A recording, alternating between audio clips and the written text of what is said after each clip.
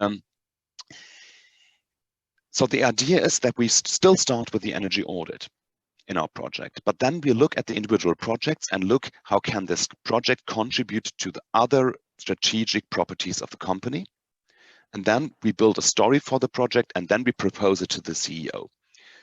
And I will tell you 2 examples now why companies have taken a project. And we have one example from an SME. It's a company with only 8 people working there, and they produce kitchens actually. And they had an old oven in the basement to produce their hot water in the summer. And this oven is fired by wood, which is not so uncommon in very many parts of Europe still.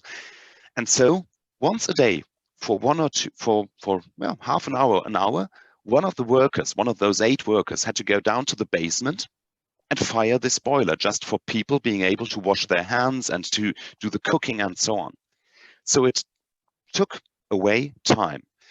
And in an energy audit, it was proposed, okay, replace this old boiler with a solar thermal plant on the rooftop. And from a pure energy perspective, this project doesn't make any sense because you don't need that much hot water for water preparation. But when they looked at the impact of the project and, okay, this guy will be able to work half an hour or an hour more and being able to produce, actually, this is a contribution to the strategic impact already. So you have more workforce available. And then you had the cleaner environment. You always had the hot water. You reduced the dust emissions from this old oven, which impacted also production. And taking all that together, this made the project highly attractive to the company because you substituted an old boiler, which took away your labor, which had high emissions, with a solution which was maintenance-free, allowed one guy to produce more, and you had a cleaner environment and everything. And that made the project extremely attractive, and actually they made the investment and are super happy with that. Purely from an energy perspective, that was a completely unattractive project, but making it a strategic project for the company, okay, we want to have a maintenance fee, we want to have that guy working and so on. And then now they can tell also to their customers the story that they now have a carbon-free energy production in the summer, at least. In the winter, they still have to heat, and they're working on that now with other solutions. And also, they learned now something about their potentials, and now they're looking at new potentials in the company, and also, yeah, the attitude changed in this company. Another example I want to share with you is at the other range. So it's not SMEs, and I know it's about SMEs today, but anyway, it was about a big company who also took part in our project, and they started also with the energy audit and so on. And our methodology really makes people talk to other departments, because if you want to value and evaluate multiple benefits of a project, you need to talk to people.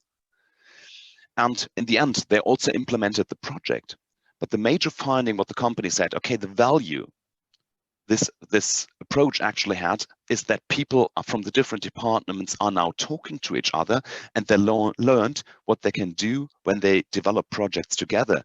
And we saw that a project which might not be interesting if we only look at it from the energy perspective, or from the maintenance perspective, or from the operation perspective, it becomes a super interesting project when people now sit together at one table and see, okay, this has benefits for all of us. This really is a strategic project for us. And they said this approach is not interesting because we're able to implement energy efficiency projects in the end. We might do, but the major impact for us is people are talking to each other and developing new projects and ideas. And this is also then, as a co-benefit, driving energy efficiency. And those 2 examples show very good, I think, that we need to come out of our energy comfort zone somehow and try to communicate in a way that decision makers in company understand. And they do not care about energy cost reduction. They care about mitigated risks for their business, because that's something they understand. They care about the value proposition to the customers, because that's something I understand. They want to sell the product. The company is not there to reduce costs. There are even companies who don't care about costs because they produce high value products. And the marginal energy cost and the marginal energy cost reduction is just irrelevant for them. But if you can show other benefits, that's adds to the value proposition. And in the end, costs are also an issue, but costs usually are an overestimated issue in decision-making procedures in companies.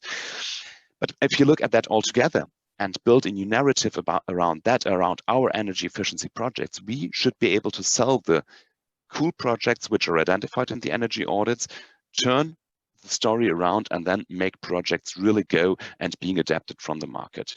And with those two examples, but I could give you much more examples in our pilots where that already worked, where we really could change the narrative of some boring energy efficiency projects to some interesting strategic projects to companies. This is something we need to do, and which makes it then easier for SMEs to implement projects, because that's what they understand. They don't care about cost, they care about the strategic impact of projects. And if we understand that, I think we can increase the uptake of energy efficiency measures in the end tremendously, but we need to tell a different story. And that's what I wanted to share with you for now. But I'm also happy to be part of the discussion now and to answer also questions if there are from the auditorium. Thanks, Clemens. That was really great. I'd just like to announce that, we're going to raise a lot of issues in our discussions today.